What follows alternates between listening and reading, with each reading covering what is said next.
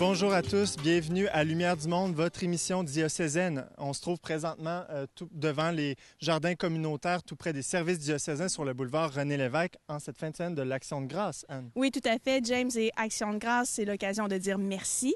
Alors, merci à vous à la maison d'être à l'écoute, ça nous fait chaud au cœur. Peut-être le saviez-vous, Eucharistie, ça veut dire merci. Et le Père Dominique, cette semaine, nous donne d'autres raisons pour dire merci, pour aller à la messe. On a une autre bonne raison pour dire merci, la nouvelle province des Jésuites du Canada. Oui, tout à fait.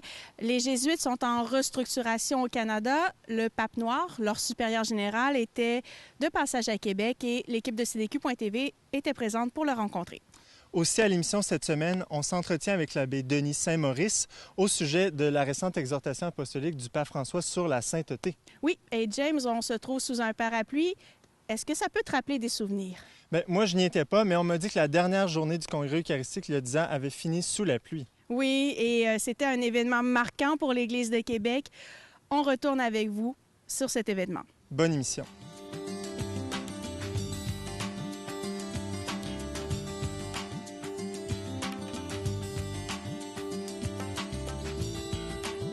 On a voulu marquer les 10 ans du Congrès eucharistique pour célébrer les fruits de cette expérience qui a touché le cœur de bien des gens.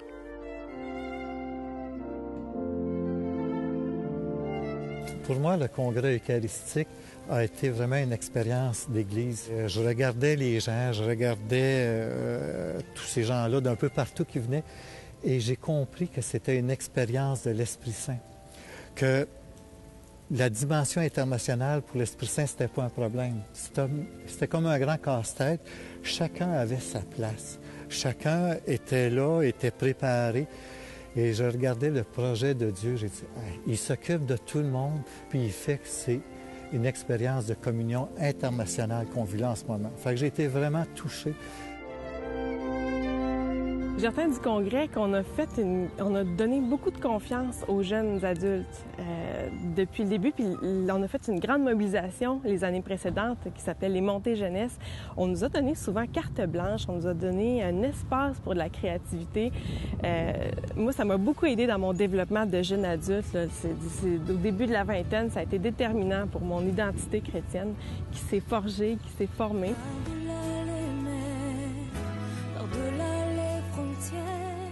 Comme Église collective, les deux fruits, moi, que j'y verrais, qui me réjouissent constamment, d'abord, c'est CDQ, parce que le Congrès eucharistique a octroyé des budgets pour amorcer ce processus-là et qui a permis à la planète quasiment de voir le Congrès eucharistique durant la semaine et après avec les catéchèses, puis que ça continue l'expérience de CDQ. Ça, c'est le premier fruit.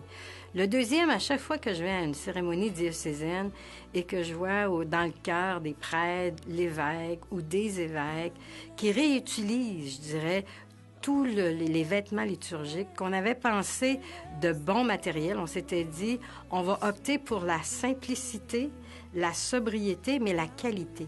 Donc, après 10 ans, à chaque fois que je vois qu'on peut réutiliser tous ces vêtements liturgiques qui ont été conçus pour le congrès, mon cœur est dans la joie. Des fruits spirituels, ils sont plus durs à compter.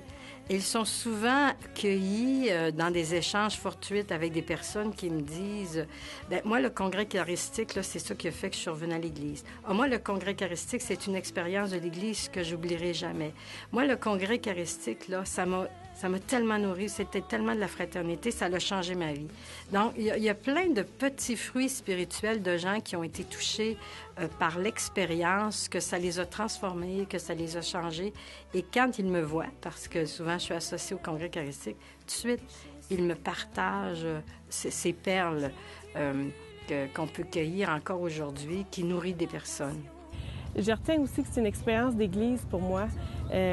Vraiment faire église avec des gens différents de nous, parce qu'en essayant de préparer, d'organiser des activités, honnêtement, j'ai trouvé ça parfois confrontant, mais ça m'a toujours fait grandir. Et au fil des années qui ont précédé le congrès, qui ont entouré le congrès, il y a des amitiés solides qui se sont créées.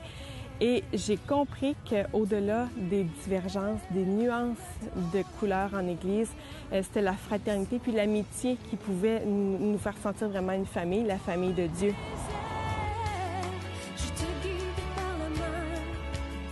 C'était le congrès eucharistique un moment charnière dans ma foi. Au bout de quelques temps, le Seigneur m'a donné une grâce extraordinaire au travers d'une Eucharistie. J'ai saisi la présence et l'action du Christ au travers l'Eucharistie. Comment que Dieu voulait nous rencontrer, comment qu'il voulait faire communion avec nous autres.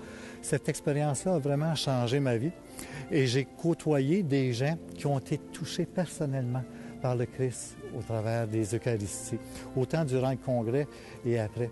Ce qui fait que cette expérience-là du congrès eucharistique me fait vivre et nous fait vivre à Trois-Rivières depuis 10 ans.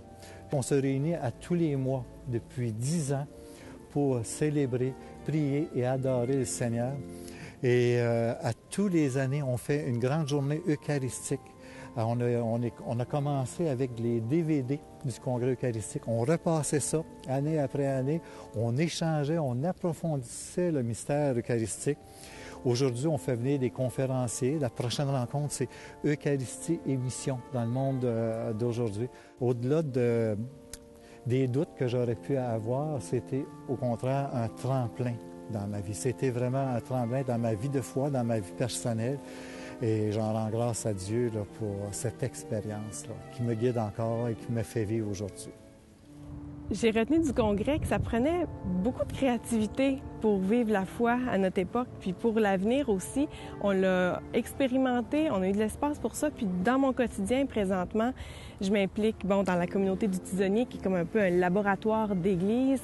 Je m'implique dans ma paroisse, où on essaie d'amener, de rendre la célébration eucharistique de plus en plus signifiante, familiale, laisser une plus grande place à la relation.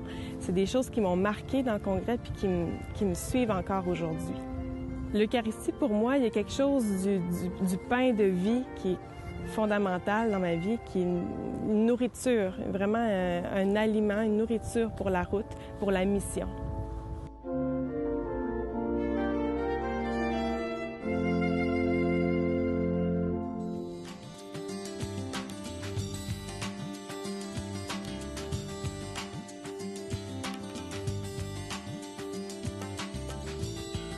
Dans la dernière capsule, j'ai cherché avec toi à se poser la question « Pourquoi aller à la messe? » Eh bien, on continue aujourd'hui en essayant d'aller un petit peu plus loin. Ça marche? Tu sais, pour comprendre la messe, il faut comprendre de quoi on a été libéré. Sinon, ça reste du spectacle, puis en termes de spectacle, des fois, on peut faire mieux, là. Mais par son sacrifice, Jésus nous a libérés de nos péchés sur la croix. Puis c'est quoi notre péché? En fait, c'est simple. Tu prends des choses, des trucs, des bébelles, des cossins, puis là, t'en fais un Dieu. Des choses finies auxquelles on demande de combler nos désirs d'infini. L'argent, le pouvoir, le sexe, le sport, la santé, la télé, mon chum, ma blonde, la techno, le rétro, le boulot, Hawaï, Siri, Netflix, la politique, le physique, l'informatique, la nutrition, l'équitation, l'innovation, l'Apple Watch, Paris Match, le trash, Wimbledon, Michael Jackson, la PlayStation. Ces choses-là sont bonnes en soi. Mais si on les met en demeure de combler nos désirs infinis et insatiables de Dieu, ben ils sont épuisants. Ils démissionnent. En réalité, ça prend quelque chose d'autre. De divin, de profond, quelque chose qui révèle l'immense valeur de ma vie. Alors toutes ces choses-là me disent toutes en cœur, ton âme est tellement grande qu'on ne parvient pas à la satisfaire vraiment. Et elle me redirige vers une seule chose, l'Eucharistie, la messe. Là où Dieu se livre à moi, il fait de son corps et de son sang la nourriture de mon âme. Le saint curé d'Ars disait... C'est un grand saint du 19e siècle qui disait « Ô âme, que tu es grande, puisqu'il n'y a que Dieu qui puisse te contenter. La nourriture de l'âme, c'est le corps et le sang d'un Dieu. Il y a de quoi, si l'on y pensait, se perdre pour l'éternité dans cet abîme d'amour. » Mais la messe, si c'est une expérience intérieure, c'est pas juste une expérience intérieure. Oui, c'est clair qu'il y a une dimension infiniment personnelle à la fois. Mais pour qu'elle soit authentique, vraiment authentique, la foi chrétienne doit déboucher sur les autres. Le cœur de l'Évangile, c'est l'amour. C'est le commandement de Jésus. Aimez-vous les uns et les autres comme je vous ai aimé. Alors le risque, si c'est trop intérieur, c'est de faire un Dieu à mon image et à ma ressemblance qui ne me dérange pas. Dans ma petite chapelle de cristal, je suis bien, j'ai personne qui me dérange, mais j'ai personne à aimer. Alors, pour péter ma petite bulle, il n'y a absolument rien de mieux qu'une communauté en chair et en os, des frères et des sœurs. Puis là, je te dis que le « aimez-vous les uns les autres », là, ça devient concret. Rien de plus confrontant que l'autre qui ne pense pas comme moi. Mais c'est ça, en fait, que j'ai besoin. J'ai besoin d'un Dieu qui me challenge pour que je puisse donner le meilleur de moi-même. Et effectivement, par une communauté dans laquelle je m'engage avec mes talents, avec tout ce que je suis, la messe devient la rencontre des rencontres, la rencontre avec les autres pour qui je suis vraiment. Que je deviens qui je suis, que je deviens ce pourquoi j'ai été fait et que je découvre que, en fait, je peux aimer bien plus que je pensais. Au fond, si on y pense, la messe, c'est comme une orange. Il faut dépasser la pleure. Le pape François disait, la messe, c'est pas un spectacle. C'est aller à la rencontre de la passion et de la résurrection du Seigneur. Alors, le but de la messe, c'est pas de nous divertir. En fait, tout est là au service d'une rencontre. Les chants, les silences, les paroles, l'architecture, les cierges, l'encens, la couleur. Tout te fait entrer en dedans. Puis la beauté de l'affaire, c'est que Dieu se donne le plus souvent dans l'humilité. On peut vouloir faire des messes aussi hautes qu'un show de Paul McCartney au Stade olympique, mais si on cherche à faire quelque chose de trop haut, on peut complètement passer à côté de la rencontre. Parce que l'enjeu de la messe, que ça soit plate ou que ça soit haute, en fait, c'est de dépasser la pleure pour goûter à l'orange. Tu vois ce que je veux dire? Alors, pourquoi aller à la messe? Ben, tout simplement parce qu'on est fait pour ça. C'était Père Dominique pour ECDQ.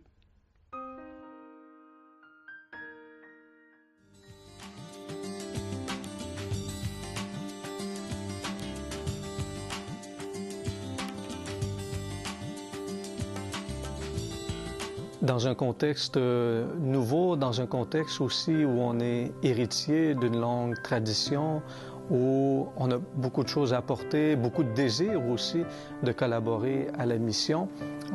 La question du discernement se pose, à savoir quoi choisir et puis est-ce qu'on peut tout faire? Les Jésuites du Canada français et du Canada anglais ont eu la chance d'accueillir le général de la Compagnie de Jésus, le père Arturo Sosa. La visite du père Sosa au Canada est l'occasion de grandes festivités pour nous, mais c'est aussi pour lui l'occasion de prendre connaissance de ce territoire canadien qu'il ne connaissait pas jusqu'à présent depuis sa nomination comme supérieur général de la communauté. Alors, il y aura un regard un peu plus informé sur les défis et les ressources dont on dispose au service de la Compagnie de Jésus. O sea, vivimos un mundo herido, vivimos un mundo dividido por la violencia, por la guerra, por la pobreza, por las ideologías, por las condiciones de género. O sea, hay una cantidad, por la polarización política, cosas que separan a la gente. Si queremos servir la misión de Jesucristo, pues queremos hacerlo reconciliando a los pueblos entre sí, a las naciones, y también a este mundo humano con el mundo de la création. Une autre raison qui motive sa venue, c'est la création de la province des Jésuites du Canada. Et oui, jusqu'à présent, il y avait 2 provinces jésuites au Canada, canadien anglais et canadien français. À compter du 31 juillet 2018, il y aura la création d'une nouvelle province, la province canadienne de la Compagnie de Jésus. La création de cette nouvelle province reflète un peu ce qui se passe dans l'Église diocésaine, mais aussi dans la Compagnie de Jésus d'une façon universelle. regrouper des forces plutôt que de travailler avec des ressources moindres pour accomplir une même mission. Depuis une vingtaine d'années, il y a une collaboration qui était grandissante avec les Jésuites du Canada anglais. En 2008, il y a eu la fondation du noviciat commun Canada-anglais, Canada-français, auquel j'ai eu la chance d'être parmi les premiers à y travailler. Et dans ce cadre-là, les Jésuites en formation, les novices, passaient une semaine en anglais, une semaine en français, les liturgies, les enseignements. Et en 2018, on a récolté les premières ordinations sacerdotales. Donc, ce travail de rapprochement-là a été une motivation pour mieux faire le travail auquel nous sommes appelés à faire, d'annoncer l'Évangile et de travailler à l'établissement du royaume de Dieu. Donc, c'est ça le travail que l'on a à faire et de l'enrichissement mutuel.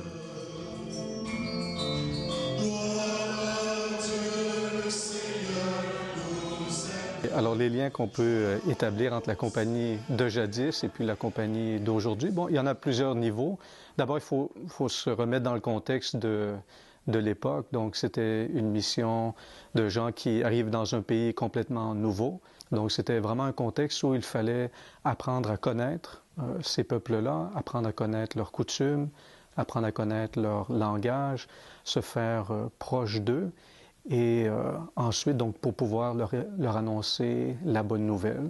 Donc ça, c'est certainement un défi qui est le nôtre encore aujourd'hui, d'apprendre à, je dirais, être attentif à la culture d'aujourd'hui, aux préoccupations des hommes et des femmes du Québec pour le contexte d'aujourd'hui, pour voir comment ensuite partager la vie avec eux et puis partager aussi une bonne nouvelle. Et donc, comment être héritier, oui, d'une tradition, mais comment être ouvert à la nouveauté? Parce que l'Esprit nous pousse toujours à la nouveauté, l'Esprit nous pousse au discernement, pas simplement à rester dans les ornières des lieux où on est confortable. Alors, parfois, oui, il y a des lieux où on est confortable et puis où du bon travail s'est fait pendant 100, 200, 300, 400 ans. Mais souvent aussi, il y a des initiatives nouvelles que l'on peut être appelé à faire.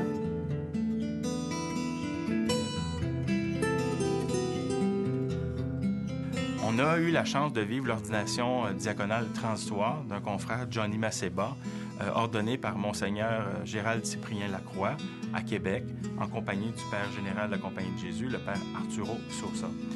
Johnny, c'est un confrère qui est à Québec depuis 3 ans. Il va compléter une maîtrise à l'Université Laval.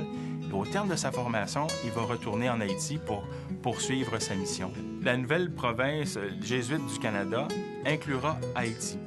Donc, Haïti fait encore partie de ce projet-là. Et tranquillement, du côté haïtien, il y a aussi une marche vers la création d'une entité qui va regrouper d'autres provinces jésuites dans la région des Caraïbes, des Antilles. Et donc, on aura participé modestement dans le diocèse de Québec à former un jésuite qui va retourner. Fait qu'il y a une partie du Québec qui va retourner en Haïti.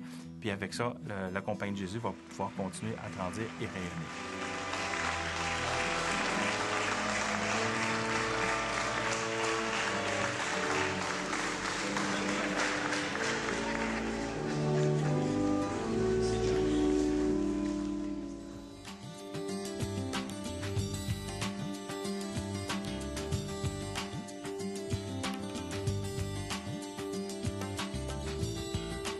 Soyez dans la joie et l'allégresse, c'est la nouvelle exhortation apostolique du pape François sur la sainteté. Et moi, je me demande, qu'est-ce qu'on a à nous dire exactement ici dans cette lettre? Alors, je suis allée voir un grand enthousiaste sur le sujet, l'abbé Denis Saint-Maurice. Bonjour, Debra, je suis content de te voir, mais je t'attendais. Je vois ça. Alors, ici, la sainteté, ça peut être n'importe qui. Hein? Lui, là, ça peut être votre voisin de palier. C'est ça que le pape François nous dit. Quand on célèbre la fête du 1er novembre, la Toussaint, bien, on nous rappelle qu'il y a beaucoup de gens qui sont au ciel, dont on ne connaît pas le dénouement, mais qui sont là. Ta grand-mère, probablement, pourrait être une sainte, la mienne, ma mère, mon père. Hein? Donc, tous appelés. Ça veut dire toi, tes enfants, tout ça. On va dire, ouais, mais je suis pas un saint. Je suis pas une sainte. Moi, je le sais, je suis pas un saint. Hein? OK, là? Je suis pas un saint. Bon. Mais c'est parce qu'on a souvent l'impression que la sainteté, c'est la perfection et c'est faire des choses extraordinaires. La sainteté, c'est la recherche de la perfection et c'est d'accepter d'une façon extraordinaire la volonté de Dieu. Alors, qu'est-ce que c'est? C'est vivre l'Évangile au quotidien, s'engager à vivre les valeurs de l'Évangile. Et le pape a tout un chapitre, c'est-à-dire à peu près... je vais vous donner juste un petit exemple que je trouve très beau. Accepter chaque jour le chemin de l'Évangile, même s'il nous crée des problèmes, c'est cela, la sainteté. C'est-à-dire, on s'engage, quand on est conscient qu'on est des baptisés, des fils de Dieu, qu'il faut vivre les béatitudes d'une façon radicale. Ça veut dire quoi, radical? En quoi la charité chrétienne dépasse la simple charité humaine? Quelqu'un qui décide de vivre les valeurs de l'Évangile, il est prêt à le faire simplement parce que ça plaît à Dieu, même si ça lui déplaît totalement. Et ça demande du courage. Et le pape insiste beaucoup sur tout l'exercice de la force, vouloir, la persévérance dans le bien, l'optimisme, sourire, la joie, ça c'est important. Un saint qui n'a pas de joie, j'en connais pas. Hein? La miséricorde. Lui, il le résume par le critère de la sainteté, c'est la miséricorde. Quelqu'un qui est capable de pardonner, ça veut dire qu'il n'est pas loin de la sainteté. Alors ça m'intrigue, votre point là. C'est le Seigneur qui nous appelle. Mais la sainteté, c'est de dire, Dieu me demande de rayonner comme une mère pour mes enfants. Dieu me demande de rayonner dans mon travail, parce que c'est dans le travail qu'on va se sanctifier. On passe 8 heures par jour minimum. Il insiste beaucoup sur le fait que tout le monde, on est capable de faire un effort tous les jours. Au quotidien. C'est-à-dire que chacun a une couleur différente à donner? Absolument. La sainteté, Saint José Maria disait, la sainteté, c'est comme des bijoux. Il n'y en a pas deux qui sont pareils. Et chacun est beau selon ce qu'il est. Et le pape nous parle aussi de certains ennemis à la sainteté. Oui. Bien, les ennemis, il y a les ennemis intérieurs, nos petits diables à nous autres. La paresse, l'anxiété, et il y en a un qu'il nomme nominalement, hein? Vous le connaissez comme moi, et c'est important d'en parler, parce qu'il dit, Satan tend à nous séduire pour attirer notre attention et nous séparer de Dieu.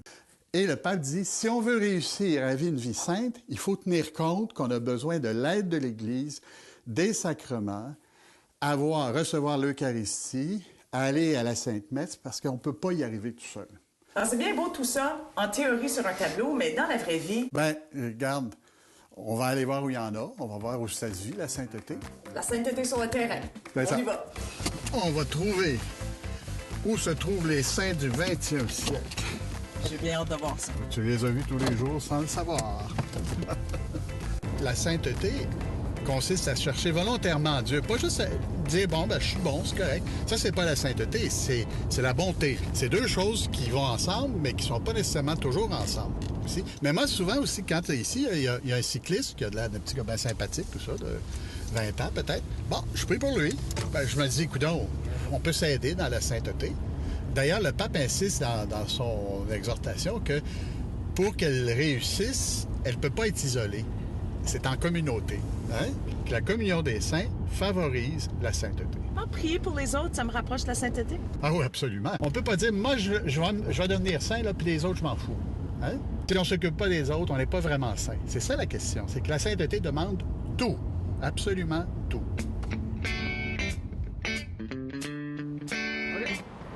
Bon, là, on s'en allait sur des lieux de sainteté, mais vous m'avez pas amené dans une église. Bien, c'est que dans l'église, c'est plein de bon monde. Il y en a des saints là-bas. Mais par ici, il y en a d'autres qu'on ignore ou d'autres qui sont en devenir. Et puis, c'est à nous autres de travailler là-dessus, en partie, à travers nos interactions avec tout le monde, mais aussi d'aider les gens qui sont autour de nous à réaliser que le Seigneur les appelle ici, dans le milieu de la rue. Hein? C'est-à-dire qu'il n'y a pas d'endroit où on ne peut pas être un saint. Donc, à tous les jours, partout où on est, c'est une occasion de travailler à devenir saint et de prier pour d'autres saints. Absolument. Faire en sorte qu'on allume le tisonnier, qu'il y ait toujours de la chaleur chrétienne qui amène les gens à s'approcher de Dieu. Et ça, à travers la prière, à travers l'humilité, à travers le discernement et tout ce qu'on a dit avant. Bon, bien, je vais essayer de mettre ça en pratique. Très bonne idée, puis on va faire ça à deux. Merci beaucoup.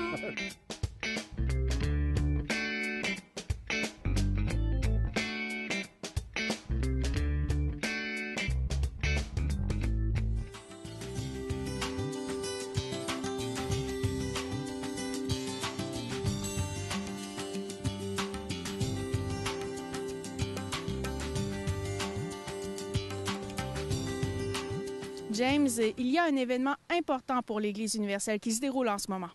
Oui, tout au long du mois d'octobre, à Rome, les évêques du monde entier sont réunis pour discuter des jeunes, de la foi et du discernement vocationnel. Il y aura d'ailleurs 2 évêques délégués du Canada. Donc, on vous invite fortement à prier pour ces évêques qui vont être rassemblés à Rome pour discuter de ces enjeux importants pour les nouvelles générations et l'Église. Oui, on vous invite à prier à la maison. On soupçonne peu la force de la prière. Merci de prier pour eux et avec eux. Parlant de prière, Anne, la semaine prochaine, on vous parle du site du Lac-Vert. Il s'agit d'un site aménagé par les Sœurs de Notre-Dame du Perpétuel Secours dans le comté de Bellechasse pour accueillir les gens qui veulent prier et se ressourcer. Et puis le Père Martin nous offre un enseignement sur les passages dans nos vies et dans la Bible. Et le frère Émile de Thésée était à Québec. On l'a rencontré pour parler de la communauté de Thésée. À la semaine prochaine. Dieu nous sauve par son amour de miséricorde. Et nous, on a le mandat aussi de devenir lumière du monde à notre tour. Aujourd'hui, c'est que la terre de mission, elle est tout autour de nous. Je sors de chez moi, je suis en terre de mission. J'aime partager ma foi via les réseaux sociaux. Et quand je vois une bonne vidéo, je vais la partager avec mon réseau.